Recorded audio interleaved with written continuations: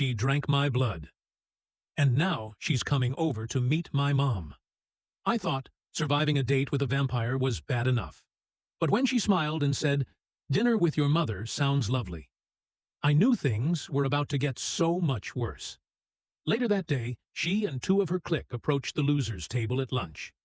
Marie was going on about her ideas for DMing our next campaign. Clive was painting a Gundam or something, and I was reading the biography of Captain Fabulous. Becca came up behind me and hugged me from behind, which was strange, especially the way she sniffed deeply as she did. She smiled at me. "Hey, you up for helping me with my science project?" she asked, the other two girls standing behind her.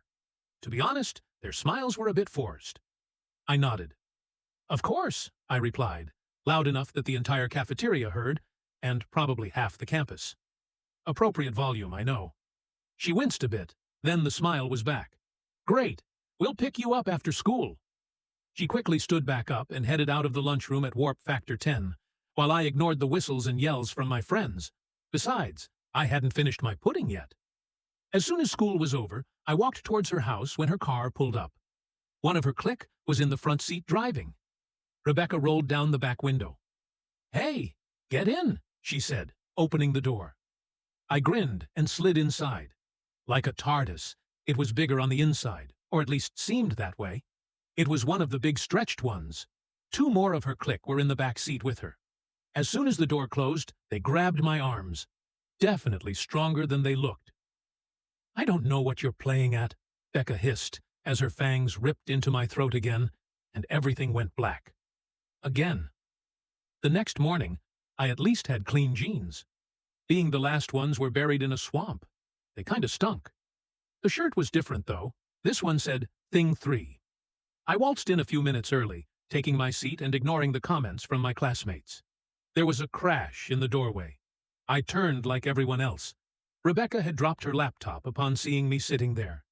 I smiled at her and waved, then turned towards the front of the class. She was visibly shaking as she took her seat, Mrs. Mercer giving her a concerned look. "Miss Salvatore, are you feeling well? Do you need to see the nurse?" No.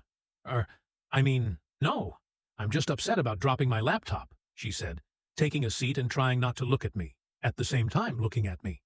She seemed to be staring a lot at my neck, as if expecting to see something there.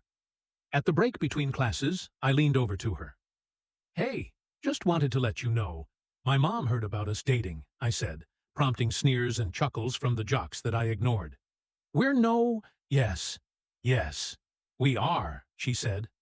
From the way she was chewing her bottom lip, I knew she was thinking fast. "Mom wants to meet you. Are you free for dinner?" She blinked. "Why, yes, I think I am." To be continued.